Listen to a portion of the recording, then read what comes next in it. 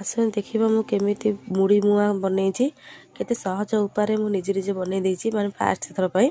जय जगन्नाथ संग माने एट देखि परथि मु मुड़ी नहीं आसी आ मुड़ी आती मुड़ी ए गुड़ नहीं आसी आ कड़े गरम कर देछि।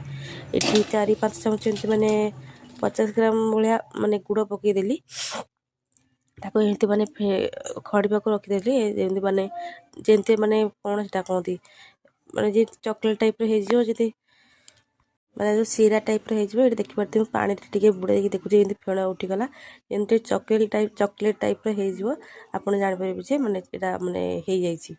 तापर देखि परथि मोर चॉकलेट टाइप रे हेतला आ मोर एटा हे जातला जदे मुड़ी पकई देली जेति कि मोर मुड़ी धरिबो सेति कि मुड़ी पकईले बेसी मुड़ी पकईलेनी। आउ एटा मु माने फास्ट थर पई करूची बो करंती जो मुड़ी मुआ भरिया करंती चूड़ा मुआ किंतु मु जमा करनथली से माने साडे बइथिले मु कल देखा करिया केमती लागुची किंतु एक देखि परतेबे मुड़ी मुआ एते टेस्टी हेतला माने कहयार नै। आ मु भी निजे माने एते गरम रहिला माने गरम थबो ताकू माने मुआ बनेबे ए देखि हाथ टिके ताती जाउथे केते देखि परतेबे मु मुड़ी मुआ निजे निजे बनै दिली आ एते टेस्टी लागुथे माने कहयार नै। संगे संगे गोटे डब्बा ही सइला संगे संगे आ गोटे डब्बा खाली अछि ए देखि परते केते सुंदर से मुड़ी मुआ बनै देछि।